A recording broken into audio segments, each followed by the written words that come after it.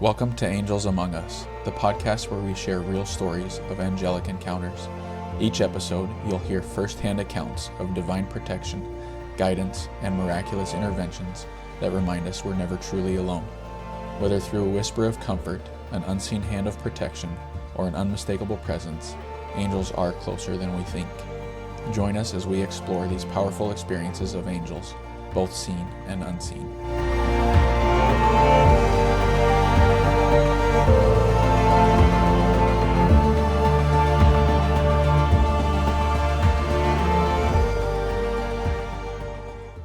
Hello, I am Brent Wyatt. And I'm Mikaela Wyatt. That means we're married. We are here, and if you're listening right now, there's a really good chance that you already know us. But we are here because I think that we have a pretty unique story, one that needs to be told. I've felt that way for a long time, and we've tried reaching out and getting on different podcasts to be able to tell our story. There's been a couple that have fallen through, and so a month or so ago, I told Mikaela, I said, we just need to record our story and put it out there by ourselves. So here we are. It's kind of progressed a little bit more into a little something more. So we'll talk about that all a little bit later. But for now, we're just going to tell our story. And we'll go from there. I don't think our story is super unique.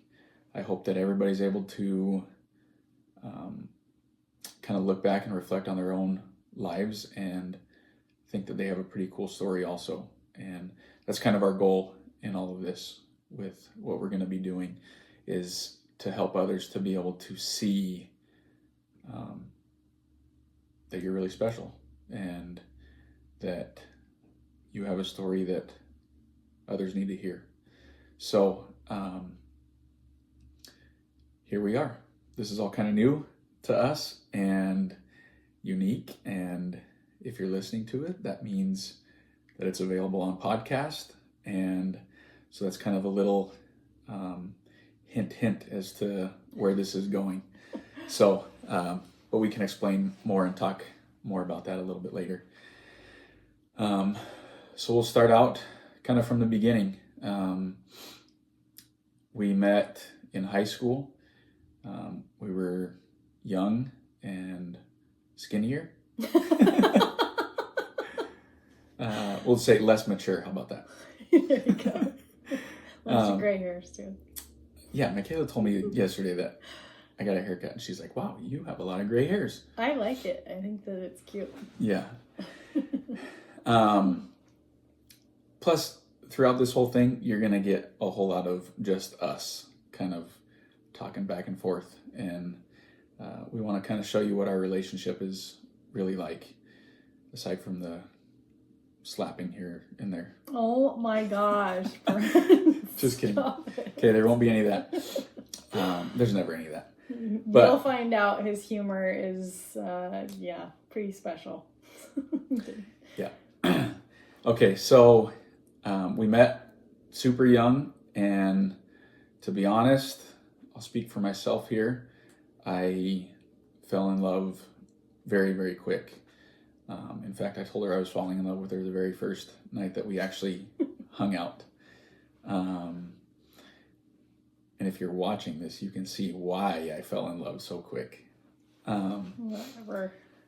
But yeah, it was, we were very much in love, and we knew that we wanted to be together forever. We were really young, and so there was a lot of growing up and stuff that had to happen in that process. Long story short, we dated off and on for 8 years before Mikaela dated everyone else, and then found out that I was who she needed to be with. Yeah, I had to just make sure that it was right? Yeah, and I was patient, and I knew what I wanted. And I was fine with her figuring out what she wanted. there were some other things that came into play there that were big milestones or hurdles in our relationship that you could say. We won't really discuss that here. But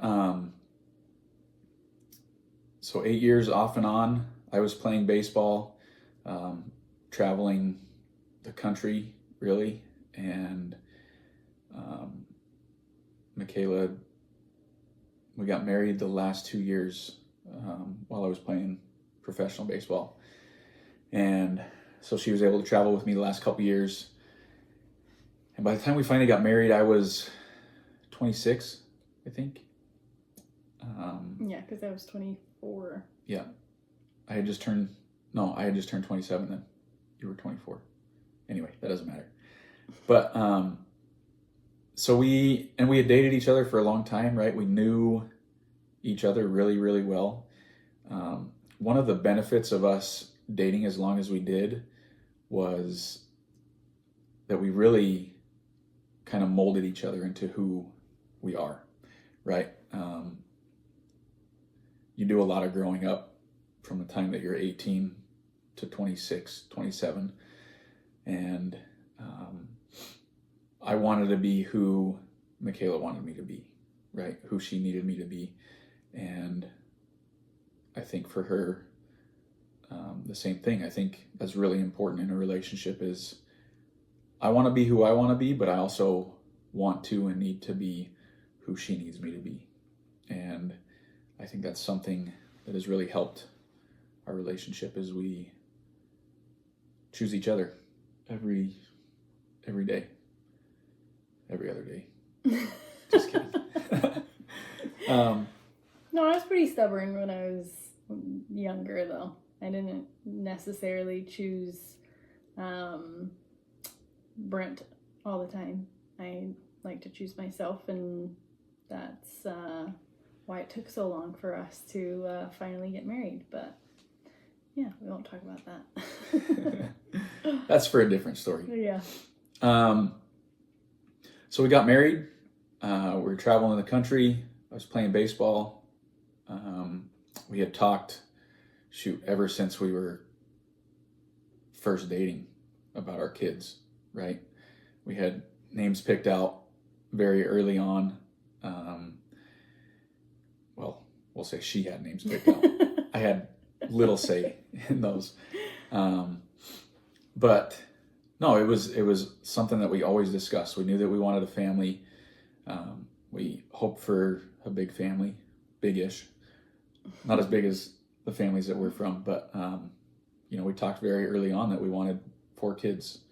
In a perfect world, 4 boys and a girl. 3 boys and a girl. Sorry. My math isn't mathing today. But that's what the goal was. However, we all know in life that when we make plans or goals, God kind of laughs sometimes. And so yeah, our plans were not coming to fruition at all, really. We tried seriously having kids about a year into our marriage. Nothing was happening. We're both very much people of faith, and even in that early process, we just kind of assumed that if we were doing what we felt that God wanted us to do, that it would just kind of happen for us, right? I mean, is that right? Yeah. Yeah. I don't want to speak for you in this. No, so. we're one. You know it just as much as I do. So yeah, it was, I think, a few months after trying, we kind of thought maybe there was something wrong. Mikaela's mom had trouble getting pregnant, so we just kind of thought it was something similar, that when it happened, it would just be bam, bam, bam. They would all kind of come. But the longer and longer it went, the more we kind of realized that maybe we needed to go see a doctor and try to get things figured out that way. Well, and we also, Brendan mentioned though, like we were traveling a lot because he played professional baseball for the Detroit Tigers. And so we were like all over the place. One minute we're,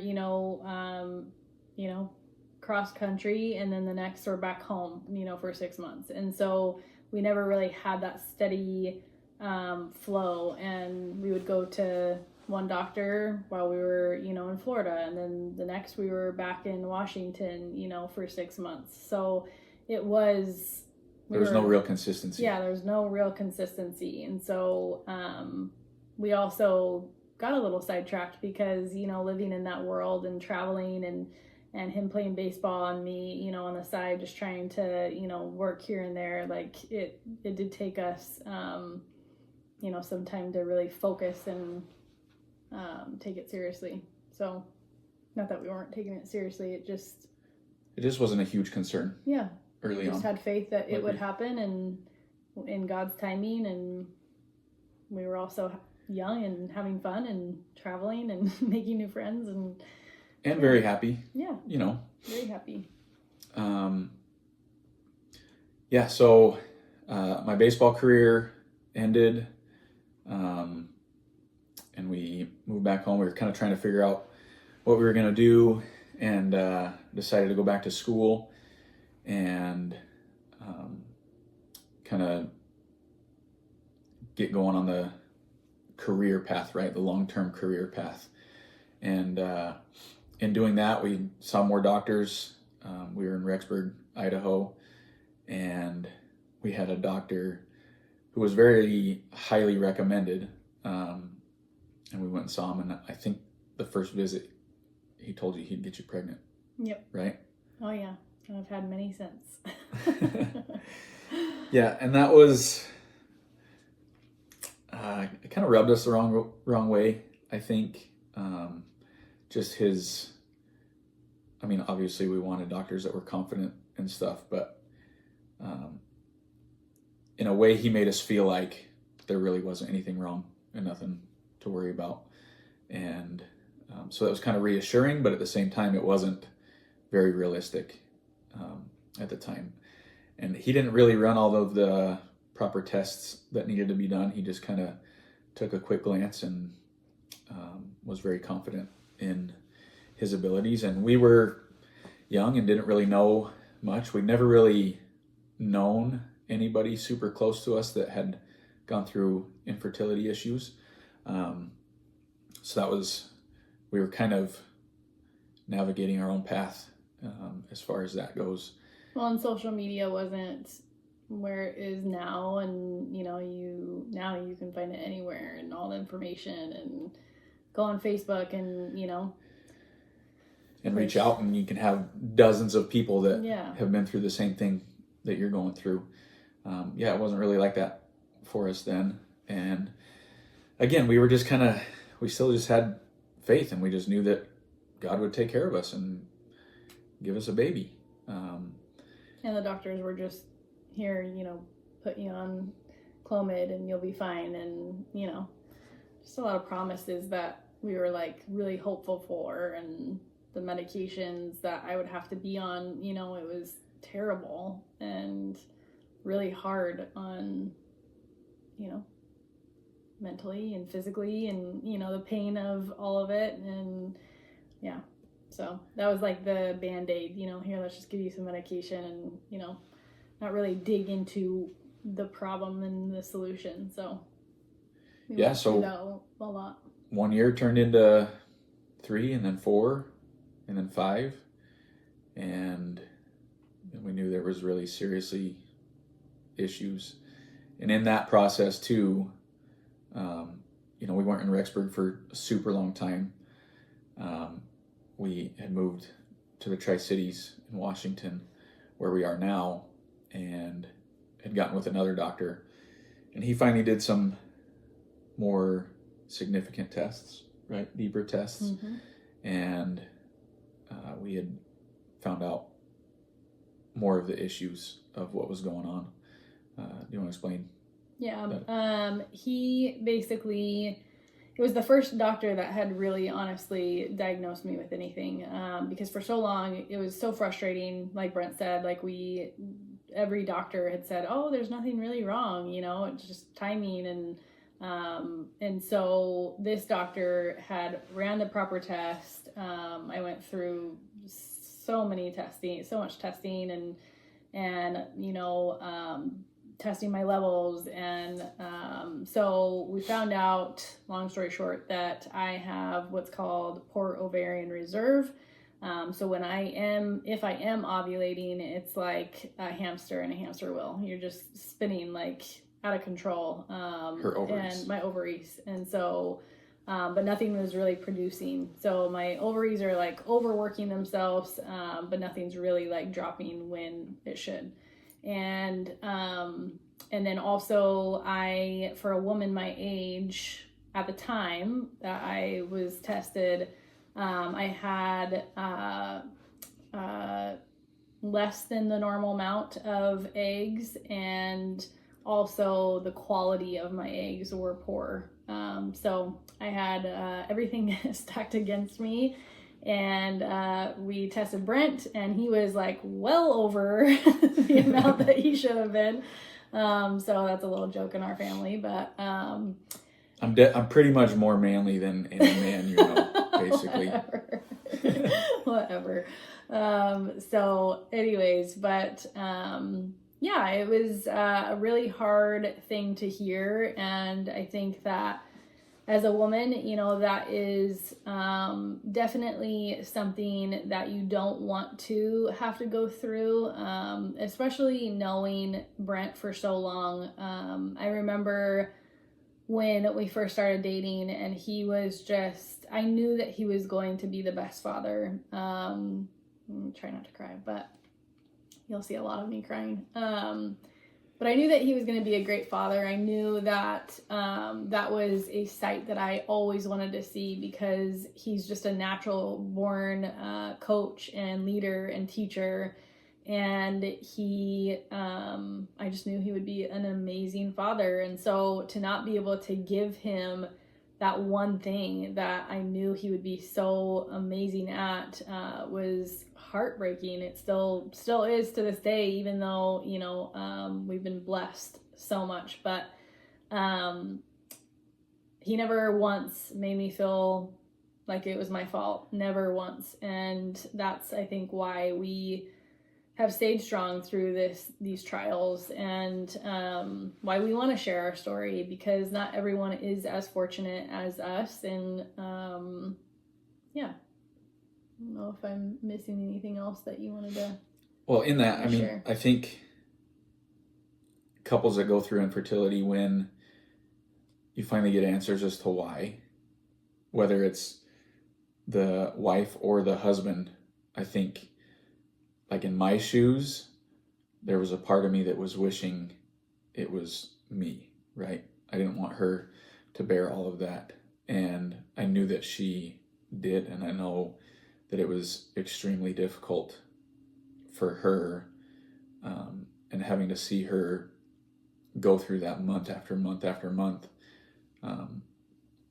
Because even though we knew what the problem was finally, like I said, we're still people of faith, and we know that God can perform miracles. And so every month we're hoping for a miracle, right?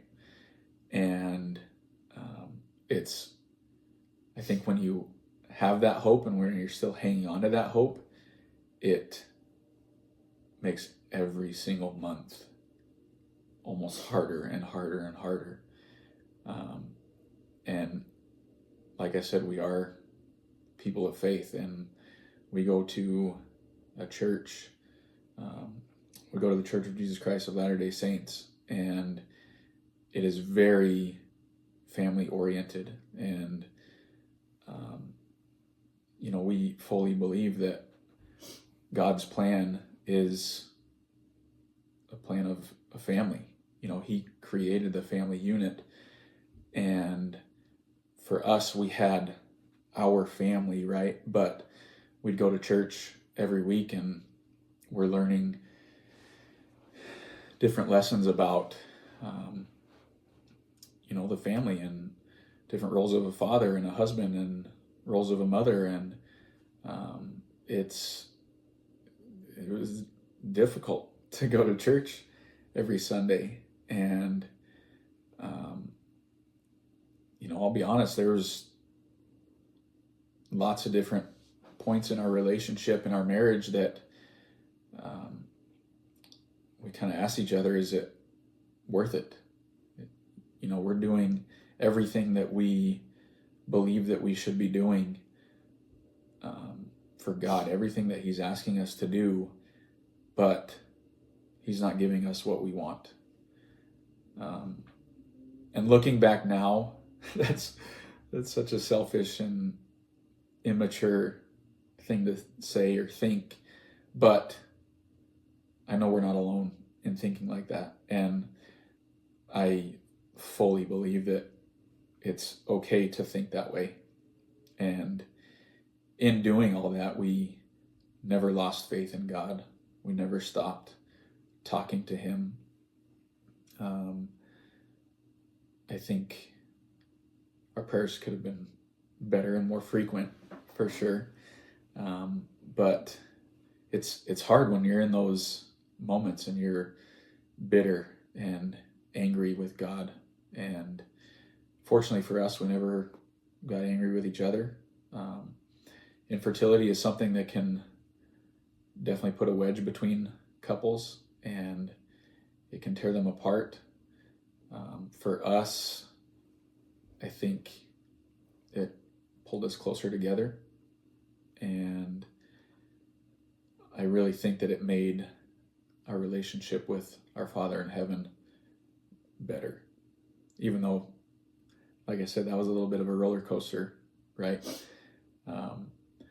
But there came a point where we had to make a decision, right? We were faced with either just continuing to pray and hope for a miracle, which I don't think we should ever stop doing, but we had to take action. It was our options were either adoption or IVF, and we kind of pursued both. Neither of us were opposed to adoption. I have a sister that decided to place a baby for adoption, and that was a miracle, just being able to witness that whole thing. And that's a whole nother story. That's all come full circle, and maybe we'll get to hear about that a little bit later.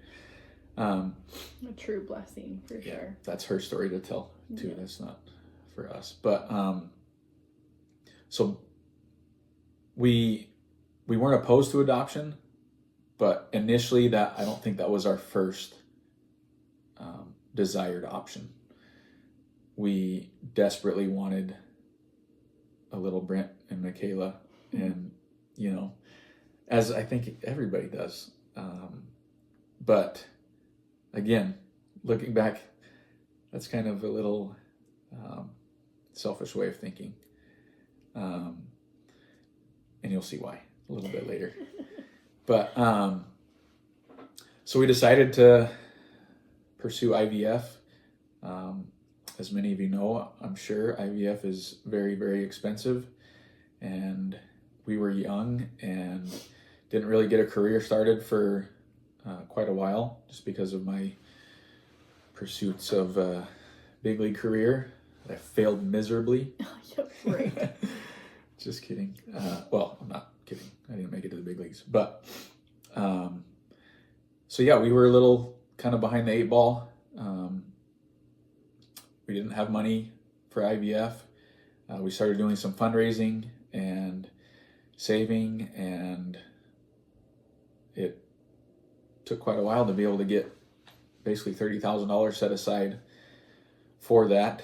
And so we were finally in a position where we thought that we were going to be doing IVF, and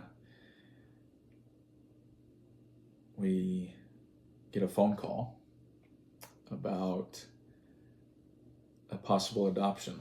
There was a little girl that was kind of a friend of a friend situation. We were told that basically this individual had the say. I think we got a call on a Friday, maybe. Yeah, because we went on a Monday this year. Yeah, I think. No, I'm not talking about Reese yet. No, I know. Okay. I think we got a call on a Friday. We were told that court was on Monday and that there could be a family that was picked on Monday for this little six-month-old little girl. We got to see a picture of her. She was beautiful, and I kind of fell in love immediately.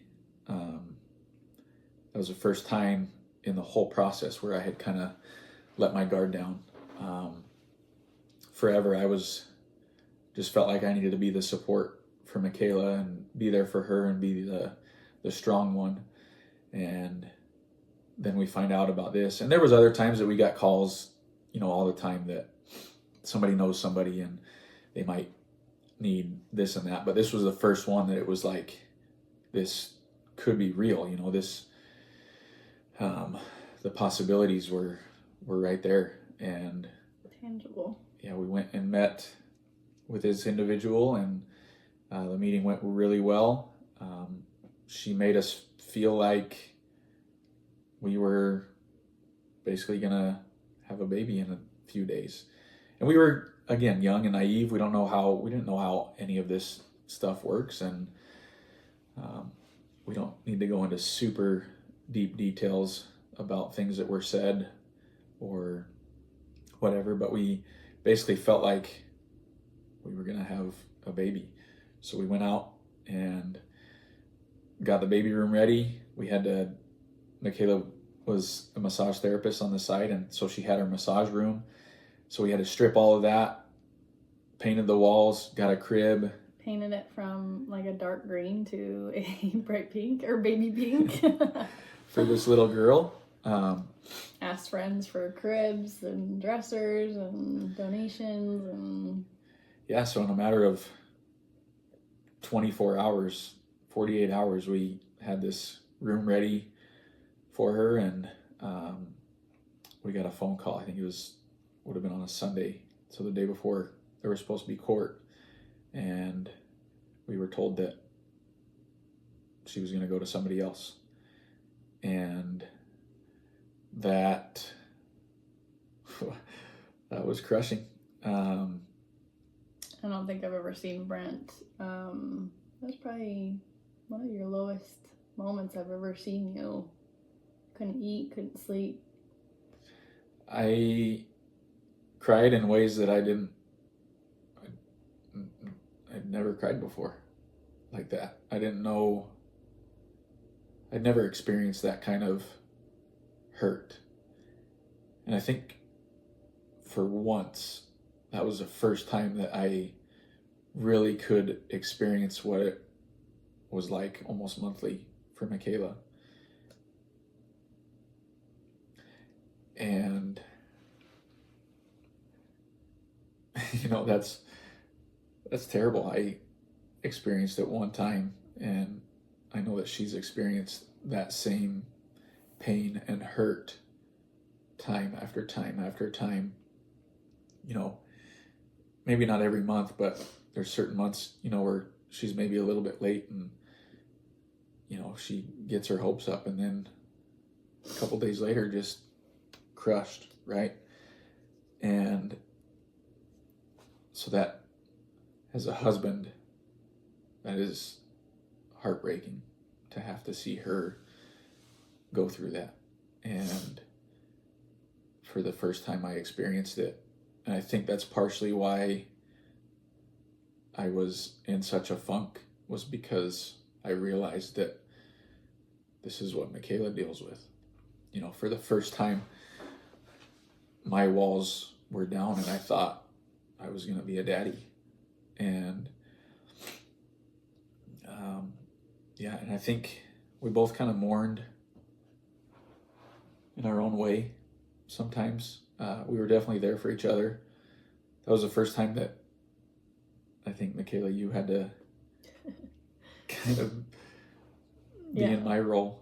I don't think I've ever seen you like that. And so I just felt like, okay, Mikaela, you gotta step in gear. And, we both put each other, first, or not first, but like we put each other's, each other's shoes. And realized, like, okay, I think that's like the beautiful thing about our relationship and how marriage should be. Like, we just support each other when we're down and try and lift each other up. And Yeah. You want to tell them about your conversation with God? Yeah. So as you can imagine, being a woman and, like already feeling like such a failure, and like all the stories that the adversary can play on you. And I just battled back and forth all the time. And because to be honest, it was like being a mother was the only thing that I ever felt like I was ever going to be good at. And I just really, really battled with the thought of like, this is all I want, God. Like, why can I have the one thing that I want? And through that process, what Brent didn't tell you is that it was a scam. And that whole adoption was a scam, and there wasn't another family. This lady basically was trying to get money out of people. She had already scammed people and got money out of them. And so to find that out, I mean, we were literally tortured back and forth. We would, after he also didn't, say this, and I know that we don't need to go into detail about it, but I mean, for a whole week after the supposed like trial, she told us, for one, that we weren't the family that was chosen. We didn't even know that there was another family when we met with her. And then we were told that, she chose this other family to have the baby go to. And then like a day later, she said, I just keep going back and forth, and, I really do like you guys. And then she told us that we were the ones that, she changed her mind, and it just kept going back and forth for like a week. So we were on this like roller coaster of emotions. And that final, we started putting pieces together and, finding other families that had been scammed from her. And so when we finally realized that it was a scam and this whole situation was not even real, I really broke. And I, at the time, because Brent was going through so many emotions that I had never seen before, I knew that I had to be strong for him. And so he would go to work, and one day, here's this beautiful little girl's room, perfectly designed how I wanted it. And I put my grandma's like rocking chair in it that I had always wanted, that she rocked me in, and that was the one thing that I like wanted when she passed. And I fought hard for that rocking chair because so many people wanted it out of my family. And I even put my name on the bottom because she told me, like, I need to put your name on it so that, you get it. And I remember one day that Brent went to work, and I just went into that room because normally I just, after all of it, like I couldn't go in there, and because it really was depressing. And I went in there and I sat down on that rocking chair and I just screamed like as loud as I could. And I was just screaming at God, like, why me? Like, why does this have to happen? Like, have I not been tortured enough? Like, because at that time it had been 8 years of infertility. And, and I really don't think that people realize, like, especially with a brain like mine, I overthink things and I worry about things, and any little twitch that I would have, or, period being late, like Brent said, like I would think, it's time. And so I yelled and I screamed at him, and I just was really upset and mad. And I went through a really emotional time, and didn't understand at the time why he was putting me through, or why he was putting us through this torture. And then how long Well, in after? that whole process too, right? And you all know what this is like. You all know what it's like to go through really difficult things. And I can't tell you how many times people would come up to us and say, God has a plan. You just got to trust in God and this and that. And that's all very true. But when you're in the thick of it, that's not what you want to hear. And nothing against anybody that's ever said that to us or to anybody else. I mean, they're really trying to help. But that's not what you want to hear. I don't really, in those moments, I didn't care what God's plan was. Selfishly, right? I wanted what I wanted. And it's, again, having those thoughts and feelings, I don't think, like, looking back, I wish I wouldn't have had those thoughts and feelings, but at the same time, when you're in it, right? And you're feeling sorry for yourself, and you're angry at God, and why me? I mean, we've all been there, but to have people come up to us and say, God has a plan, and just trust in God, it's like, I mean, what do you think we're doing? Those are the thoughts that I was having, right? And but never always just saying thank you and stuff. And then one day we get a phone call from one of our best friends. Well, they're our best friends. But he calls me up, and we were going through it, right? And we were emotional. He was emotional. We were emotional. And he said, I don't know why this is happening. I don't know why you're going through what you're going through. But I want you to know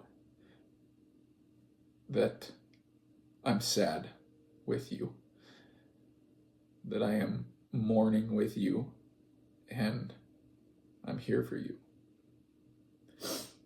And in that moment, that's exactly what we needed to hear. Not trying to fix it, just saying, I'm here. And in that moment, he was an angel for us. And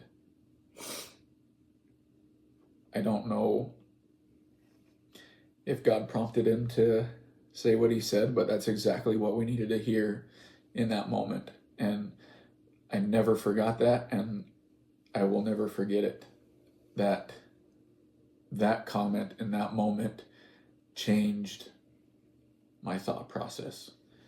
It changed who I am as a husband, that I don't always need to try to fix Mikaela's hurt. I just need to be there for her and mourn with her, be sad with her, and just be a shoulder to cry on. And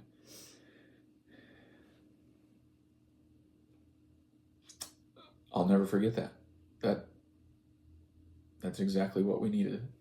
And that kind of gave us the little push forward that we needed to know that, hey, we're not alone. We have so many people around us that are here for us and want to help us and want to help lift us up and want to help give us the push that we need. And I always knew that before, right? But that's exactly the little wake-up call that I needed. And so we got back up, and I think shortly after that, Mikaela, I don't know if you remember this, but I'm sure you remember it, but it was a couple weeks after you came to me and you said, I know that God has something for us, and I think he just needed us to get going, right? To get ready for a baby. And that's what you said. And so after that, we had planned we're going to proceed through with IVF, and we're just going to go with the plan that we had before, but now we have a room, right? God, we're ready, and we are moving. So give us what you got. And so we were going through, we found a place in New York with IVF that could somehow bill insurance, some stuff, so it made it significantly cheaper. So even flying over, it was going to be like half the cost. And the doctor, him and his wife had gone through IVF, and so he knew how expensive it can be for couples, and so he really wanted to make his plans a lot cheaper, and so he was highly recommended. And so as far as the IVF goes, it was like a third of what everywhere else is, and then when you factor in the flights, it was still going to be like half as much. So we had different phone consults with them, we had a plan, and we had our first real consult scheduled where we were going to draw out a plan, come up with all the dates and everything, and just explain the whole process. And this was spring of 2020, early 2020. I think it was No, it was like February. Well, yeah, February, where we had all this going on. But our first consult was going to be in March. And as you all know, spring of 2020 was COVID. And so we got a phone call literally a week before our consult. It was the end of March. And they told us that we can still do the consult, but just to let you know, because of everything going on, we can't start any new patients. We can't do anything other than phone conversations. So we were kind of let down, right? Here we are finally at the stage where we're ready to really do this IVF thing, and then we're told it's not going to happen. So we kind of crushed a little bit again, kind of feeling sorry for ourselves. And then a couple days later, we get another phone call. It was my mom. We were out getting takeout, right? We were trying to support local businesses and stuff, and we were trying different restaurants, trying to keep them afloat during COVID. So we were out getting takeout, and my mom calls me, and she said, "What are you doing?" I said, "I'm just about to go get some food." She said, "Well, are you sitting down?" I was like, "Wait, what is this about?" In my mind, I thought my dad had a heart attack and something serious was wrong. Because my mom, there was some hesitation in her voice. She didn't know if she wanted to tell me what she was about to tell me. And I said, what's going on? She says it's about a baby. And the rest is for the next episode. Okay. Here's a little cliffhanger. So, in order to hear the rest of the story, you must head on over to episode 2. Well, it's not dropping yet. We're doing one of these a week. So you got to wait a week. But by the time that they get it. No, there's going to be one episode dropped a week. So if they're listening to this the day it comes out, then you got to wait a week. It'll be out next week whenever we decide to drop these. But yeah, so that's what we're going to do. We're going to tell our story. This is going to be kind of a 3-part series, I guess, about our story and how we got to where we are. And then we're going to turn it into interviewing other people. You heard me talk about an angel in this episode, our good friend Kyle. I guess he's the angel of this episode. And we're going to talk about angels a lot. I fully believe that we are surrounded by angels, both seen and unseen. I believe that God uses angels, he uses us to answer prayers. And our goal in all of this is to get our listeners, our friends, people to start looking for angels in their lives. I know that I've had many experiences with mostly earthly angels. There's been many times in my life where I have felt the presence of heavenly angels also. And I want you all to see the miracles in your life. I want you to know that Heavenly Father loves you and he wants to show off for you. He wants to show you that he's there daily. And I know that he will use angels in your lives, both seen and unseen. I want to end every episode with a truth, with bearing testimony. That's my testimony for today, is that you have angels in your life. And I hope you're able to look for them and see them. Mikaela, what's something you know to be true? I know that when we actively pray, and I don't think that it has to be a prayer that you normally think about. It can be, I think, even just talking to God, whether you're mad or you're sad, if you have to yell, like, do it. But he needs us, and he wants us to need him. And so whatever that looks like, it doesn't have to be perfect, but talk to him, and really be specific in the things that you are asking. And I know that when we pray and we turn our anger and frustration and try and figure out a way to ask Heavenly Father, what can we do more, for you? He'll bless us. He's going to bless us no matter what. But when we actively pray and seek him, we will see those blessings and see those angels. Yep.